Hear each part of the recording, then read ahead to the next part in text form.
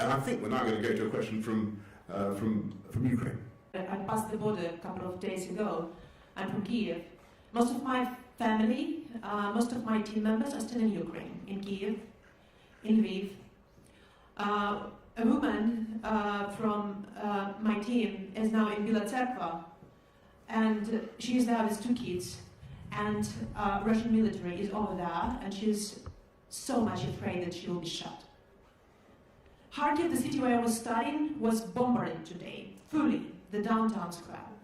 So you're talking about the stoicism of Ukrainian people, but Ukrainian women and Ukrainian children are in deep fear because of bombs and missiles which are going from the sky. And Ukrainian people are desperately asking for the West to protect our sky. We are asking for the no-fly zone. We are saying in response that it will trigger World War III. But what is the alternative, Mr. Prime Minister? To observe how our children are, instead of planes, are protecting NATO from the missiles and bombs? What's the alternative for the no-fly zone?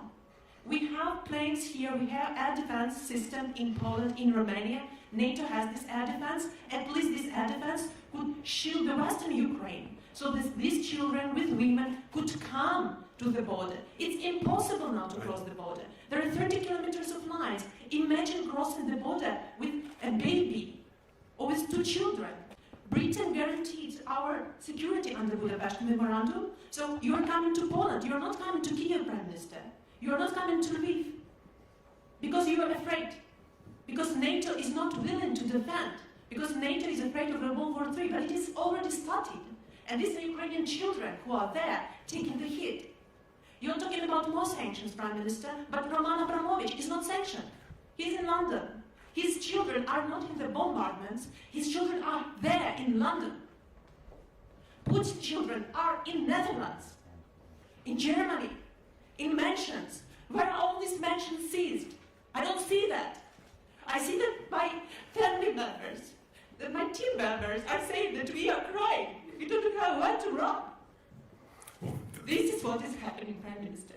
Well, thank you very much for your questions, and thank you for getting here today. And I'm glad that you have been able to get here. And look, I just want to say that I'm acutely conscious that there is not enough that we can do as the UK government to help in the way that you want. And I've got to be honest about that.